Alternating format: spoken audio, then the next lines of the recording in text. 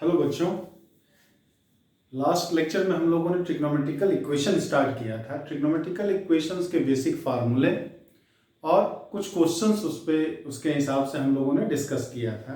तो हम लोगों ने देखा था कि sine theta is equal to sine alpha का फॉर्म है तो क्या फार्मूला लगेगा, cos theta is equal to cos alpha का फॉर्म है तब क्या फार्मूला लगेगा। इन सब बातों को हम लोगों ने डिस्कस किया था। उसमें हम लोग देखा था कि हर जगह साइन थीटा बराबर साइन अल्फा दिया नहीं रहता, उस फॉर्म में लाना होता है। तो कैसे उस फॉर्म में आएगा वो निकालने का कोई पर्टिकुलर मेथड तो नहीं होता है, वो क्वेश्चन टू क्वेश्चन आपका क्या होता है, वैरी करता है। कैसे कैसे क्वेश्चंस बनते हैं वो हम लोग आगे डिस्कस करेंगे। लेकिन ट्रिग्नोमेट्रिकल इक्वेशंस करते समय कुछ विशेष बातें हैं, कुछ प्रिकॉशंस होते हैं जो आपको लेने होते हैं, क्योंकि अगर वो सारा काम पहली नजर में देखने में लगता है क्वेश्चंस को ऐसे कर दे बड़ा आसानी से सॉल्व हो जाएगा, और अक्सर वो आपका आंसर गलत देता है। तो उन बातों का आप विशेष रूप से ध्यान रखोगे। तो आज हम लोग उसको डिस्कस करेंगे। फिर और कुछ स्पेशल टाइप के जो इक्वेशंस होते हैं उसको हम लोग डिस्कस करेंगे। तो सबसे पहले तो कि अगर equation a sine theta plus या minus b cos theta is equal to c का form, a cos theta plus minus b cos theta is equal to c का फॉर्म है, तो इस तरह के क्वेश्चंस को करने के लिए आप सबसे पहले क्या करोगे, divide both sides by root under a square plus b square. ये बहुत ही इंपॉर्टेंट फॉर्म है, इससे रिलेटेड क्वेश्चंस अक्सर ही एग्जाम में पूछा जाता है। तो जहां दोनों साइड आप root under a square plus b square से आप डिवाइड कर दोगे, अपने आप ही आगे क्वेश्चंस बड़े आसान तरीके से सॉल्व हो जाता है। कैसे वो हम लोग डिस्कस करेंगे। नोट में इसमें ये भी लिख लीजिएगा कि if mod of c upon root under a square plus b square greater than 1, then equation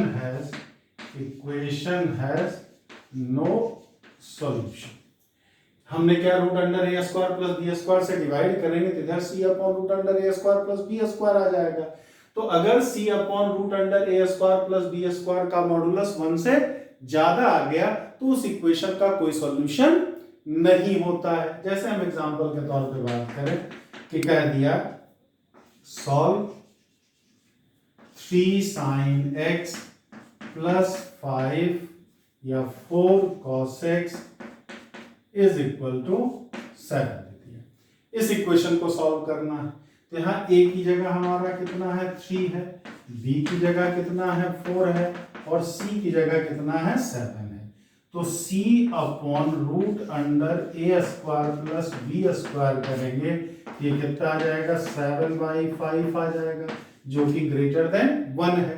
तो दिस इक्वेशन हम यहीं से आंसर लिख देंगे क्या, this equation has no solution. तो कहीं भी c upon root under a square plus b square का मॉडुलस अगर 1 से ज्यादा आ गया तो आगे आपको कुछ करने की जरूरत ही नहीं है, डायरेक्ट आप लिख दोगे कि इसका कोई सॉल्यूशन नहीं होता। तो सबसे पहले इस इक्वेशन को सॉल्व करने के लिए ये देखेंगे कि कहीं c upon root under a square plus b square का मॉडुलस 1 से ज्यादा तो नहीं है। 1 से ज्यादा हो गया तो हमारा काम ही खत्म हो गया हमारा। अब 1 के इक्वल या 1 से कम है तब उसको कैसे सॉल्व करते हैं। तो जैसे आपका इक्वेशन अब दे दिया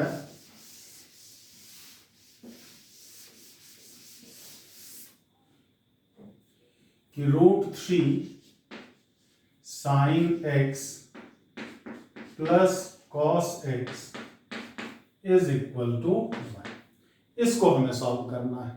तो यहां हमारा a कितना है √3 है और b कितना है हमारा 1 है।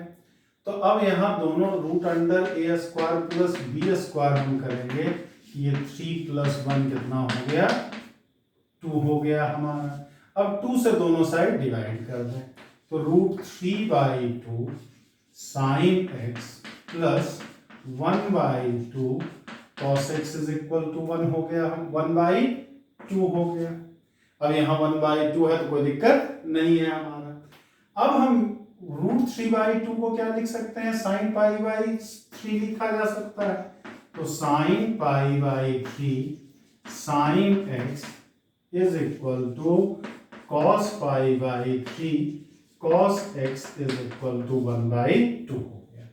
अब ये sin a cos b plus sin a sin b है, तो cos a माइनस b का फार्मूला हो जाएगा। ये cos x minus π/3 is equal to 1/2।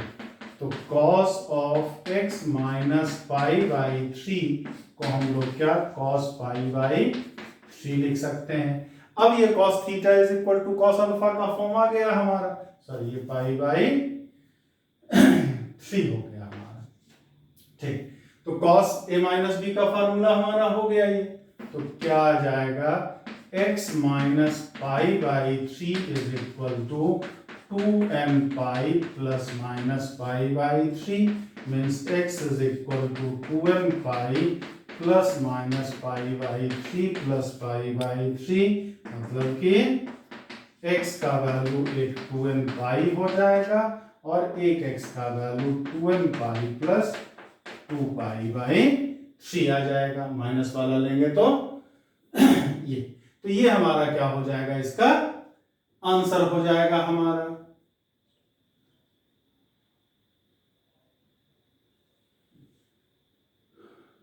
ये इस तरह से हम क्वेश्चंस को चाहें तो सॉल्व अब आसानी से, ये हमारा क्या हो गया, इसका सॉल्यूशन हो गया। तो कहीं भी a sin x प्लस रहे तो भी इसी कॉन्सेप्ट का इस्तेमाल करेंगे, माइनस रहे तो भी इसी कॉन्सेप्ट का इस्तेमाल किया जाता है हमारा। इस तरह से इन क्वेश्चंस को सॉल्व कर सकते हैं आप। अब हमें क्या क्या प्रिकॉशंस लेंगे।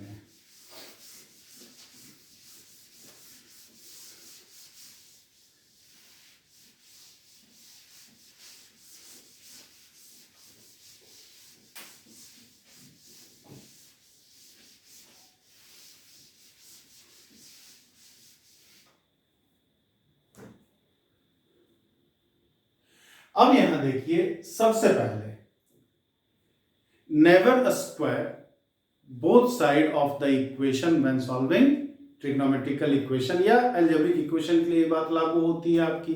कहीं भी इक्वेशन को सॉल्व करने के लिए दोनों साइड इक्वेशन का स्क्वायर नहीं करते।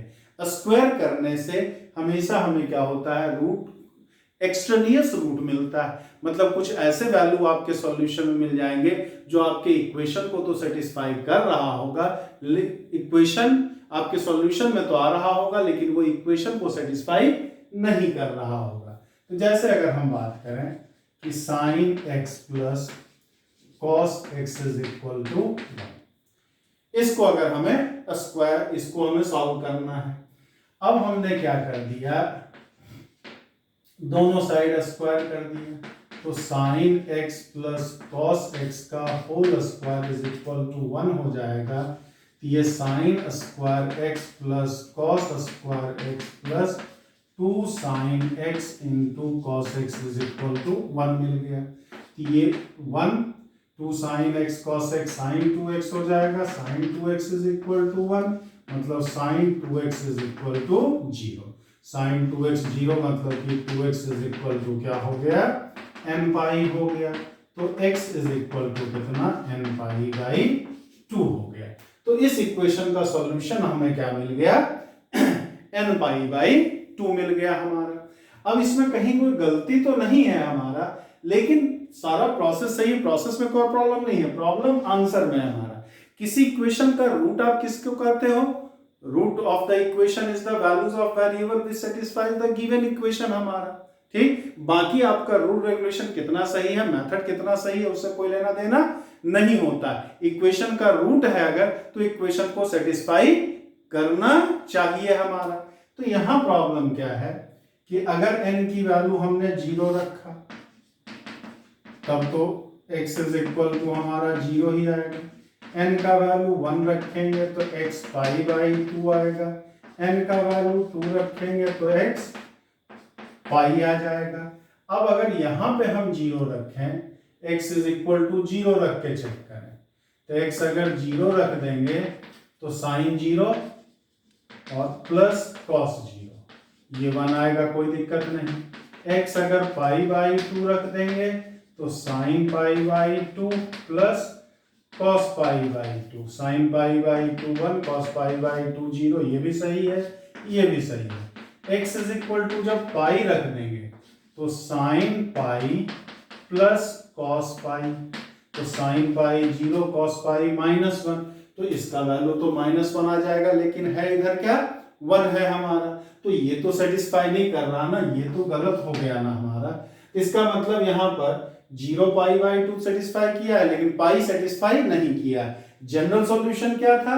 The solution which contains all possible values of variable which satisfies the given equation. हमारा केवल सॉल्यूशन में वही वैल्यूज आना चाहिए वेरिएबल का जो इक्वेशन को सेटिस्फाई कर रहा हो। यहाँ 0 और पाई बाई 2 तो कर रहा था, लेकिन पाई नहीं कर रहा था, तो ये हमारे सॉल्यूशन में तो है ये वैल्यू, लेकिन इक्वेशन को सेटिस्फाई नहीं कर रहा है। इसका मतलब इसमें जो x का वैल्यू आ रहा है, जो वेरिएबल का वैल्यू आ रहा है, इसमें सेटिस्फाई करने वाला भी आ रहा है, और साथ ही साथ कुछ ऐसे वैल्यूज भी आ जा रहे हैं जो इक्वेशन को सेटिस्फाई नहीं कर रहा, तो ये इसका गलत सॉल्यूशन हो जाएगा। ये जनरल सॉल्यूशन तो हुआ नहीं। अब यहाँ प्रॉब्लम क्या है?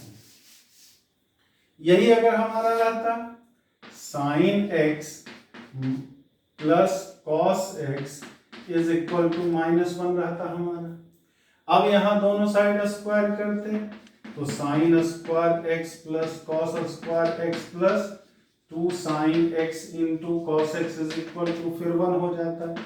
फिर ये 1 plus sine 2x is equal to 1, तो sign 2x is equal to 0, तो 2x is equal to n pi, तो x is equal to n pi by 2 मिल गया हमारा। अब यहाँ इसका भी सॉल्यूशन यही आया है। अब यहाँ से x का वैल्यू 0 रखेंगे तो n का वैल्यू 0 रखेंगे तो x का वैल्यू 0 ही मिलेगा। n का वैल्यू 1 रखेंगे तो पाई बाई 2 मिलेगा। n का वैल्यू 2 रखेंगे तो x पाई मिलेगा। अब यहाँ अगर 0 रख दें, x 0 रखेंगे तो साइन 0 प्लस कॉस 0, ये क्या आ जाएगा 1, लेकिन है कितना ये -1 है, तो 1 कभी -1 के इक्वल तो होगा ही नहीं।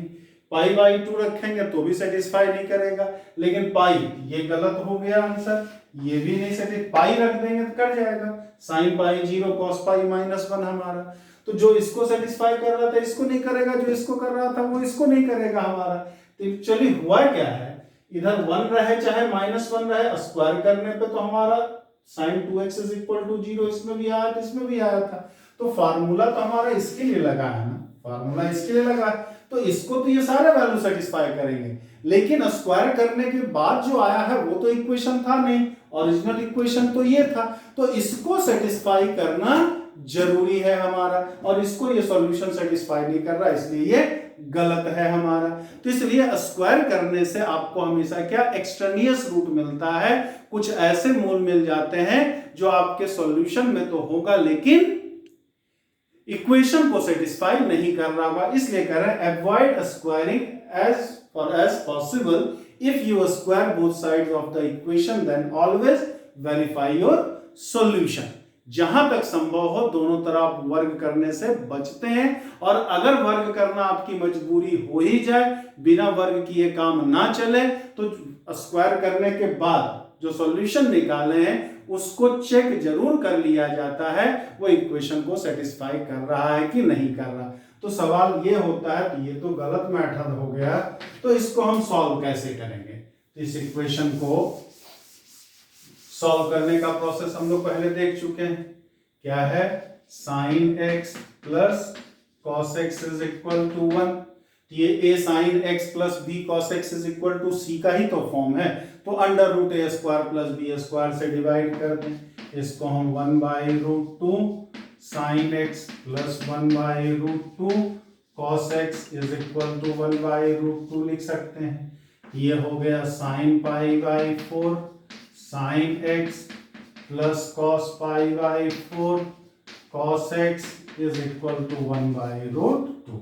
ये मिल गया हमें क्या, cos x minus pi by 4 is equal to cos pi by 4 हमारा। तो x minus pi by 4 is equal to 2n pi plus minus pi by 4, तो x का value 2n pi plus minus pi by 4 plus pi by 4 हो जाएगा। अब यहाँ n का कोई भी इंटीग्रल वैल्यू रखने पे जो x आएगा वो हमेशा इस इक्वेशन को सेटिस्फाई करेगा ही करेगा, यहाँ आपको चेक करने की जरूरत नहीं होगी। तो इक्वेशन दिया रहेगा, बिना स्क्वायर किए भी सॉल्व करने का उसका कोई ना कोई प्रोसेस होता है, ये बात आप ध्यान रखेंगे।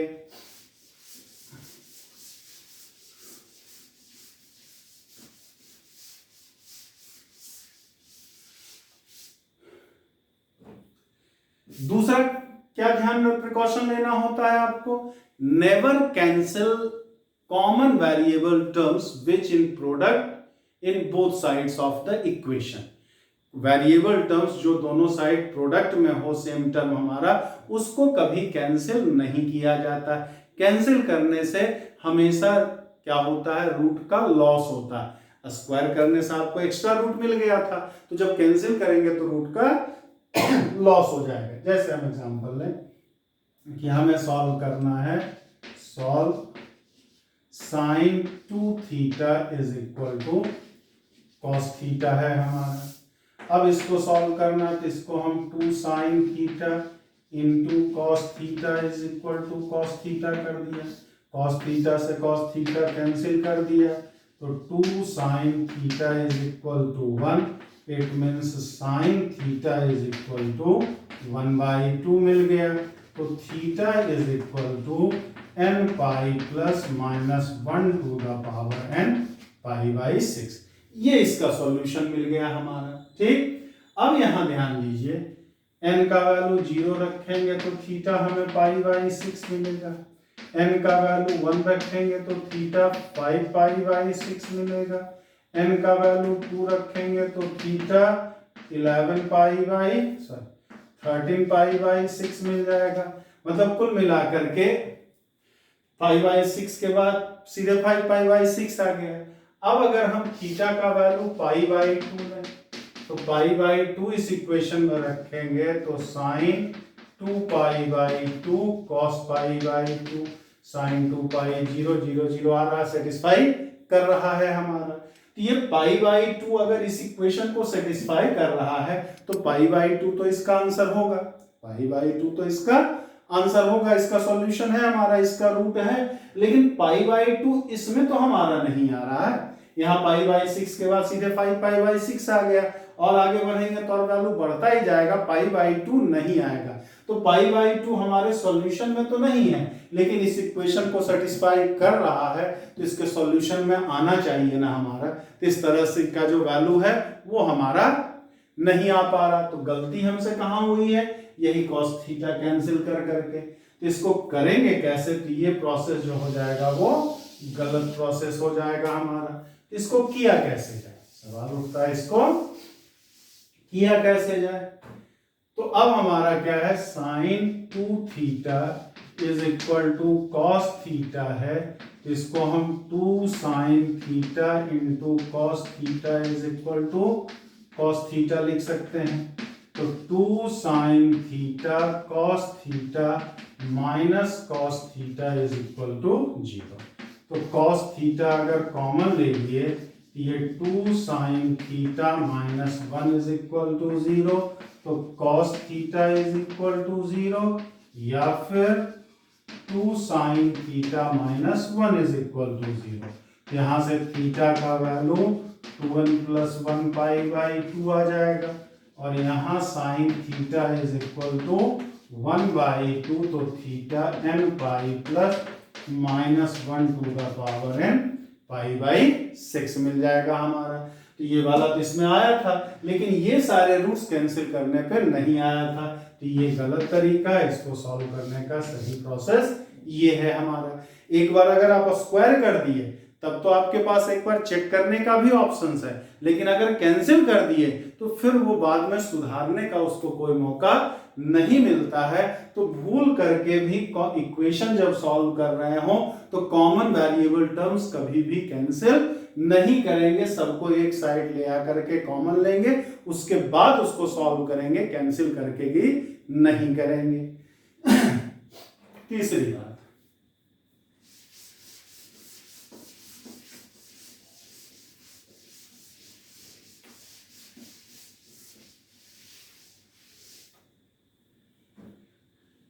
कि कभी भी इक्वेशन का डोमेन चेंज नहीं होना चाहिए, कभी भी इक्वेशन का डोमेन चेंज नहीं होना चाहिए, डोमेन चेंज नहीं होना चाहिए। इसका मतलब क्या हुआ कि अगर साइन कॉस सेक और कॉस में क्वेश्चन है, उसको कॉस में बदल दिए, तो हम लोग जानते हैं कि सेक एक्स का जो डोमेन होता है are in absence of 2n + 1 π/2 होता है, और cos x का जो डोमेन होता है वो रियल नंबर होता है। तो जहां सेक को cos में बदलोगे आप तो डोमेन तो चेंज हो जाएगा ना, डोमेन क्या हो जाएगा, चेंज हो जाएगा। तो जहां तक पॉसिबल है डोमेन चेंज करने से बचना चाहिए हमारा। लेकिन सवाल ये उठता है कि हमारे पास फार्मूला केवल साइन कॉस और टेन का ही है, साइन कॉस और टेन का ही है, कॉट सेक और कॉसेक का नहीं है। तो कॉट वाले को टेन में बदलेंगे, कॉट वाले को टेन में बदलेंगे तो डोमेन चेंज हो जाएगा। जैसे हमारा tan x का डोमेन क्या था, r in absence of 2n + 1 π/2 था, और cot x का डोमेन क्या था, r in absence of n π था। sec x का फिर cosec x का डोमेन क्या है, r in absence of n π है, और sin x का डोमेन क्या है, r है हमारा। तो सवाल यह है कि सेक को कॉस में बदलेंगे डोमेन चेंज हो जाएगा, कॉट को टेन में बदलेंगे तो भी डोमेन चेंज हो जाएगा, और कॉसेक को साइन में बदलेंगे तो भी डोमेन चेंज हो जाएगा। तो अगर कॉट सेक और कॉसेक के फॉर्म में है हमारा तो डोमेन चेंज तो हो ही जाएगा, क्योंकि तीन का फार्मूला ही नहीं है हमारा।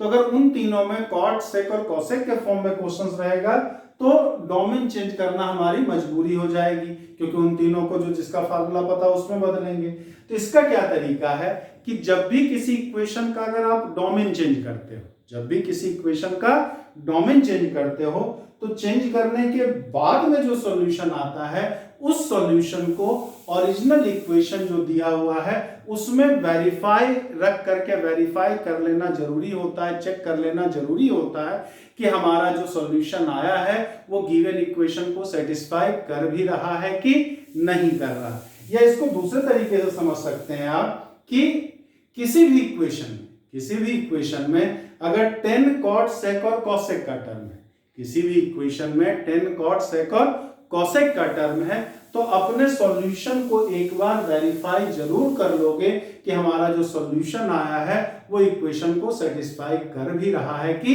नहीं कर रहा है। जैसे हम एग्जांपल से समझें,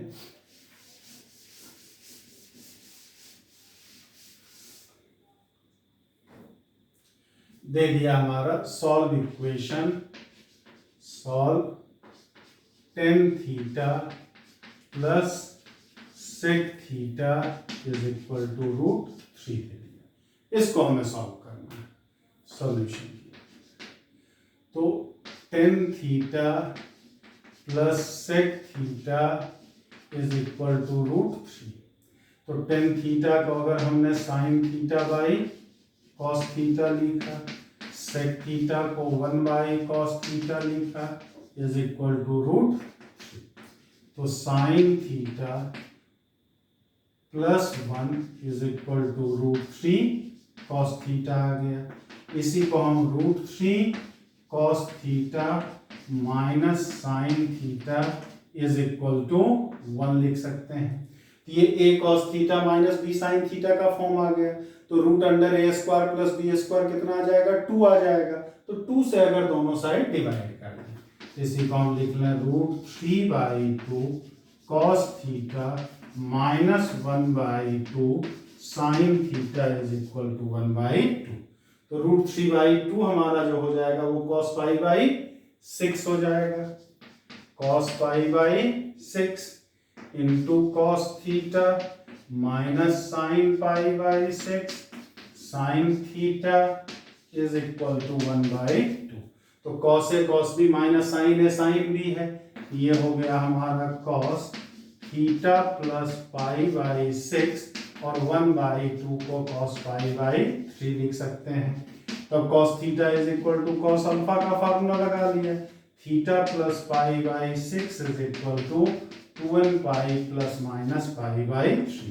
तो theta is equal to 2n pi plus minus pi by 3 plus pi by 3 plus pi by 6 आ जाएगा। तो प्लस वाला लेंगे तो 2n pi plus pi by 2 आ जाएगा और दूसरा 2n pi minus pi by 6 आ जाएगा। तो ये हमारा एक ये सॉल्यूशन मिला, एक ये सॉल्यूशन मिला हमारा। लेकिन ये सॉल्यूशन किसका? जब tan sec को हमने sin cos में बदला तब ना।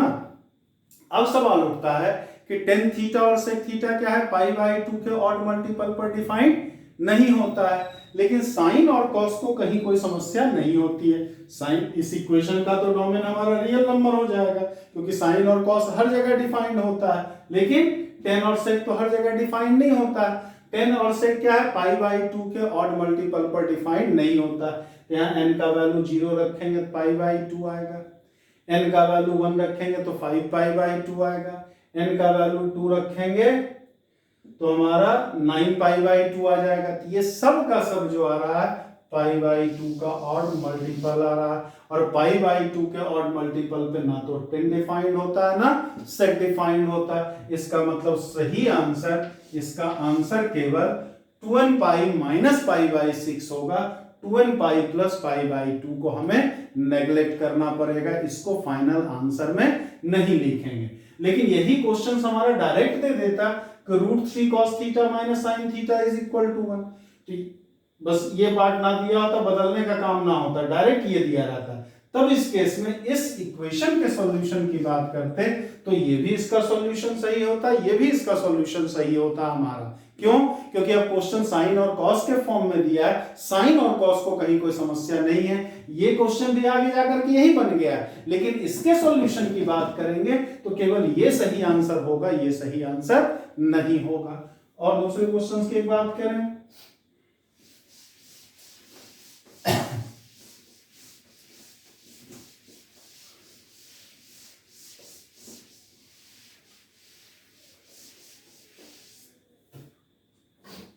अगर ये solve equation, solve tan 3 theta minus tan 2 theta upon 1 plus tan 3 theta into tan 2 theta is equal to 1, इसको सॉल्व करना। इसके सॉल्यूशन की बात करें तो हम लोग क्या जानते हैं?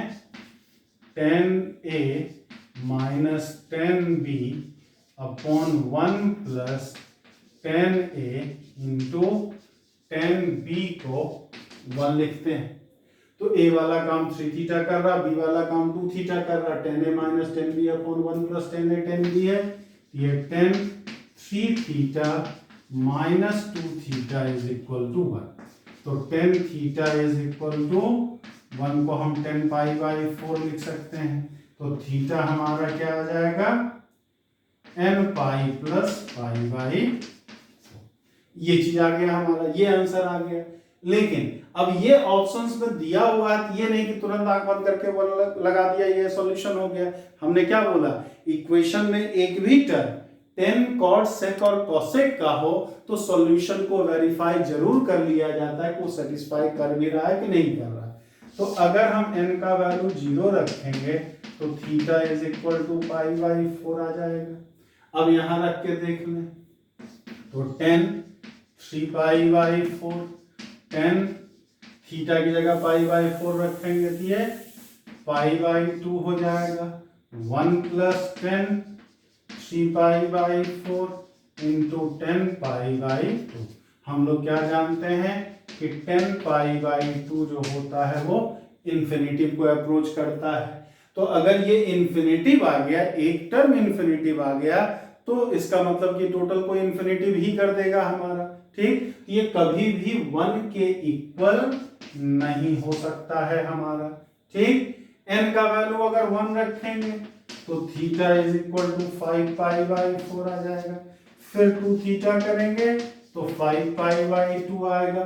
टेन टू थीटा है तो टेन 5 पाई बाई 2 इंफिनिटिव हो जाएगा, और अगर ये इंफिनिटिव हो गया तो इसको सॉल्व करने पे कभी 1 आ ही नहीं सकता है। तो जो भी यहां हम सॉल्व करेंगे, मतलब थीटा जो हमारा आया वो 4n+1 पाई बाई 4 आएगा, और 2 थीटा करेंगे तो 4n+1 पाई बाई 2 आएगा। मतलब ये पाई बाई 4n+1 हमेशा ऑड नंबर ही आएगा, 0 रखेंगे 1 आएगा, 1 रखेंगे 5 आएगा, 2 रखेंगे 9 आएगा, ये ऑड ही आ रहा।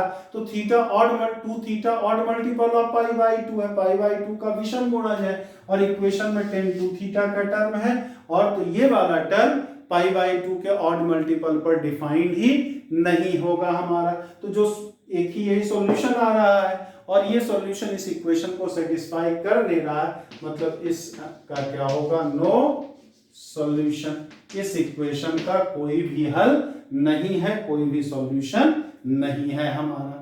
तो इस तरह से ये 3 प्रिकॉशंस आपको हमेशा ट्रिग्नोमेट्रिकल इक्वेशन या किसी भी तरह के इक्वेशंस में, खास करके ट्रिग्नोमेट्रिकल इक्वेशंस में रखना जरूरी है। कौन कौन सा? सबसे पहला, जहां तक संभव हो स्क्वायर करने से, दोनों साइड इक्वेशन को स्क्वायर करने से बचेंगे। अगर हमारी मजबूरी हो जाए स्क्वायर करना ही पड़े आपको, तो स्क्वायर अगर करते हैं तो फिर आपको क्या करना है, इक्वेशन को वेरीफाई जरूर कर लेना है। दूसरा, कभी भी कॉमन वेरिएबल टर्म्स को आपको भूल करके भी कैंसिल नहीं करना है। और तीसरा, अगर इक्वेशन में एक भी टर्म tan cot sec और cosec का है, तो अपना जो सॉल्यूशन है, जो सॉल्व करके लाए हो, उसको गिवन इक्वेशन में रख करके चेक जरूर कर लोगे, जो कि वो सेटिस्फाई कर भी रहा है कि नहीं कर रहा हमारा।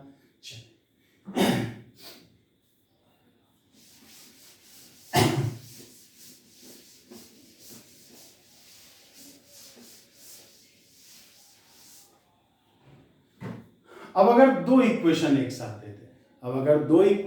साथ दे दे, और उसको सॉल्व करना हो, जैसे कर दिया कि find theta for which sine theta is equal to √3/2 and cos theta is equal to -1/2। ठीक, इसको अगर हमें करना तो थीटा का ऐसा मान निकालना जिसके लिए ये भी सेटिस्फाई हो और ये भी सेटिस्फाई हो हमारा। तो इस बार क्या करेंगे, हम थीटा का कोई भी एक वैल्यू निकाल लिया जाता है जो इस इक्वेशन को भी सेटिस्फाई करे और इस इक्वेशन को भी सेटिस्फाई करे। ये बताइए, साइन प्लस में है और कॉस माइनस में है, साइन प्लस में है और कॉस माइनस में है हमारा। तो किस क्वाड्रेंट में? सेकेंड क्वाड्रेंट में साइन प्लस होता है और कॉस माइनस होता है। सेकेंड क्वाड्रेंट में साइन का वैल्यू √3/2 कब होता है? Theta is equal to 2π/3। तो थीटा 2π/3 इसको भी सेटिस्फाई कर रहा है, इसको भी सेटिस्फाई कर रहा है हमारा। अब तो जनरल सॉल्यूशन जो हो जाएगा, आंसर जो हो जाएगा 2π/3 में 2nπ आप ऐड कर दें। क्यों? क्योंकि 2π/3 यहां पे है हमारा, तो यहां पर साइन का वैल्यू √3/2 होगा और कॉस का वैल्यू -1/2 होगा। तो एक राउंड चाहे 2π ऐड करें, चाहे 4π ऐड करें, चाहे 6π ऐड करें, 2π ऐड करते जाएंगे, साइन और कॉस के वैल्यू पे तो कोई फर्क नहीं पड़ेगा। ये ध्यान रखना है कि साइन, कॉस, सेक और कॉसेक जो होता है वो हर 2π पे रिपीट करता है। इसके लिए आपको फंक्शंस में चैप्टर पढ़ाया गया, पीरियोडिक फंक्शन, आवर्ती फलन, उसमें सारी चीजें बताई गई हैं। तो अगर दिक्कत हो तो आप उसको देख सकते हैं एक बार, पीरियोडिक फंक्शन वाला लेक्चर, जिससे कि ये कॉन्सेप्ट क्लियर हो जाए। फिर बता दे रहा हूं, साइन, कॉस और सेक, साइन, कॉस, सेक और कॉसेक हर 2π पे रिपीट करता है। टेन और कॉट जो रिपीट करता है वो पाई पे ही रिपीट करता है। टेन और कॉट किस पे रिपीट करेगा? पाई पे। तो अगर इक्वेशन में दोनों टेन और पाई कॉट हो, तब तो एक एंगल निकाल करके n पाई खाली ऐड करेंगे, क्योंकि पाई पर ही रिपीट करता है। लेकिन टेन और कॉट के अलावा चारों में कोई भी हो, तो हमेशा एक वैल्यू निकाल करके उसमें 2n पाई ऐड करेंगे। ध्यान रखिएगा, अगर इक्वेशन में खाली टेन और कॉट का है, 2 इक्वेशन है, 3 इक्वेशन है, 4 इक्वेशन है, जो भी है हमारा, तो थीटा का, लेकिन खाली टेन और कॉट का ही टर्म होना चाहिए, साइन कॉस सेक और कॉसेक नहीं होना चाहिए हमारा। ठीक, तो अगर खाली टेन और कॉट का है तो एक कॉमन वैल्यू निकालेंगे और उसमें n पाई ऐड कर देंगे। लेकिन अगर इक्वेशन में एक भी टर्म सेक कॉसेक साइन और कॉस का है तब फिर टेन और कॉट भी रहे हमारा, कोई दिक्कत नहीं। लेकिन एक भी टर्म साइन कॉस सेक और कॉसेक का है तब उसमें कॉमन एक थीटा का वैल्यू निकालने के बाद आप क्या करेंगे, उसमें 2n पाई ऐड करेंगे। जैसे हम कह दिए कि फाइंड थीटा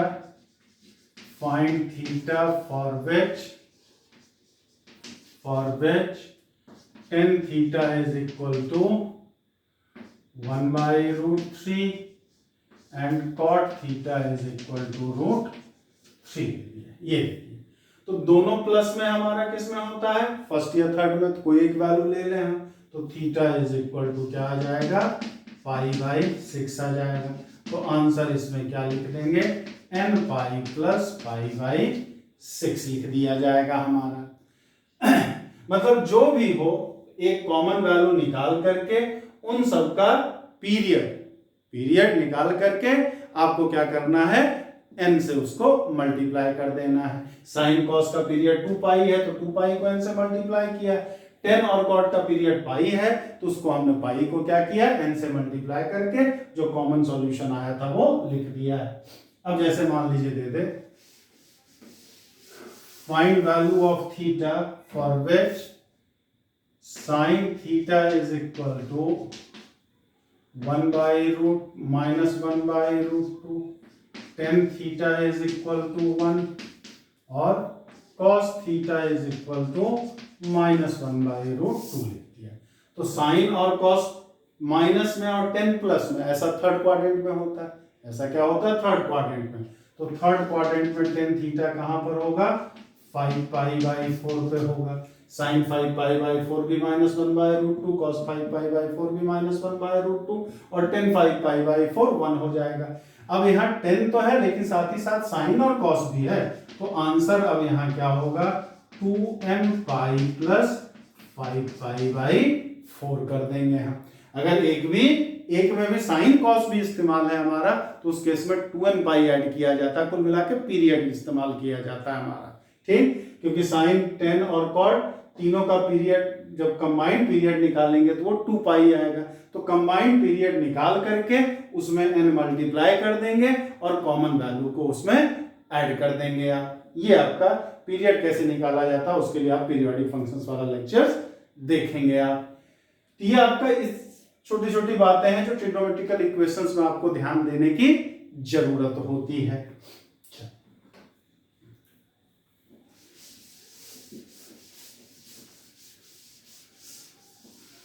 तो बड़ा छोटा सा चैप्टर है लेकिन बहुत इंपॉर्टेंट है, हर एग्जाम में इससे क्वेश्चंस जरूर पूछे जाते हैं।